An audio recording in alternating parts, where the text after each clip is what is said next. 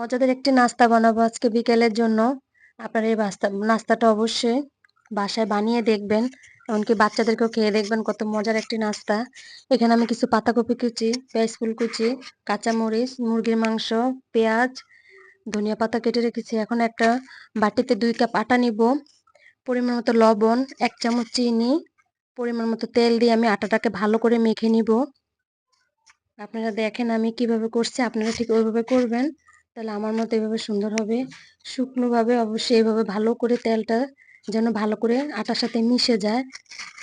মিশার পরে দেখবেন মুট করে দেখবেন আটাটা এইভাবে একদম হয়ে গেছে। এখন কিছু নর্মাল পানি দিয়ে আমি আটাটা ডো করে নিব। হয়ে গেল আমার। এখন কিছু তেল মেখে আমি এটাকে 10 মিনিটের জন্য ঢেকে রাখবো। আপনারা এভাবে 10 মিনিট ঢেকে রাখবেন। এখন একটি কড়াইতে তেল দিব, তেলের মধ্যে দিব পেঁয়াজ, কাঁচামরিচ দিয়ে একটু নাড়াচাড়া দিয়ে আমি এর মধ্যে এখন আদা রসুন বাটা দিয়ে দিব। যেহেতু মুরগির মাংস দিব তাই আমি একটু এখানে আদা রসুন বাটা দিব, দিয়ে দিব লবণ। এখন একে একে সব গুঁড়া মশলা দিব, হলুদ, মরিচ, দিয়ে দিব ধনিয়ার গুঁড়া, জিরার গুঁড়া, গরম মশলার গুঁড়া। এখন অল্প পরিমাণ পানি দিয়ে আমি মশলাটাকে কষায় নিব। আপনারা এখানে চাইলে মুরগির মাংসটা নাও দিতে পারেন, আমি ছিল তাই দিছি। আপনারা এখানে চাইলে ডিমও দিতে পারেন।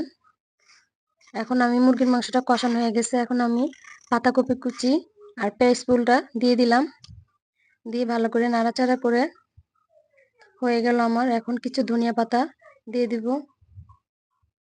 হয়ে গেছে আমার, পুরটা তৈরি হয়ে গেছে। অবশ্যই আপনারা বাসায় এভাবে বানিয়ে খেয়ে দেখবেন। আশা করি আপনাদের কাছে খুব ভালো লাগবে। আর ভালো লাগলে অবশ্যই আমাকে একটি লাইক দিবেন। আপনারা এইভাবে ছোট ছোট লিচি কেটে নেবেন, কেটে নিয়ে প্লেট দিয়ে আবার ঢেকে রাখবেন। এই রুটিটা সম্পূর্ণ হাত দিয়ে বেলে নেবেন, চেপে চেপে এভাবে আমি যেভাবে ঠিক করছি আপনারা ওইভাবে করবেন। এখানে বেলুন দিয়ে বেলবেন না। এখন অল্প পরিমাণে এভাবে দিয়ে ভিজিয়ে এটাকে এইভাবে রোল করে নেবেন।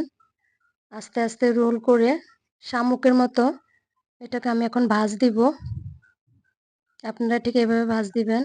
অবশ্যই বাসায় এভাবে আপনারা বানিয়ে খেয়ে দেখবেন, বাচ্চাদেরকেও খাওয়াবেন। বাচ্চারা সবজি খেতে চায় না, আপনারা এভাবে এভাবে বানিয়ে বাচ্চাদেরকে খাওয়াইলে বাচ্চাদের খুব ভালো হবে, পুষ্টিকর একটি খাবার। এখন আমি এটাকে ফ্রাই প্যানে শুকনো করে আগে ভেজে নিব, তেলটা আগে দিব না। যদি আমার ভিডিওটি ভালো লাগে তাহলে অবশ্যই আমাকে একটি ফলো দিবেন। পরবর্তী ভিডিওতে কি চান আমাকে কমেন্টে জানাবেন। অবশ্যই আপনাদেরকে নতুন নতুন ভিডিও দেখার চেষ্টা করব। ফলো দিয়ে আমার পাশে থাকবেন। হয়ে গেল আমার মজাদার বিকেলের নাস্তা। অবশ্যই আপনারা বাসায় এভাবে বানিয়ে খেয়ে দেখবেন, বাচ্চাদেরকেও খাওয়াবেন। আপনারা আপনাদের পছন্দ মতো সবজি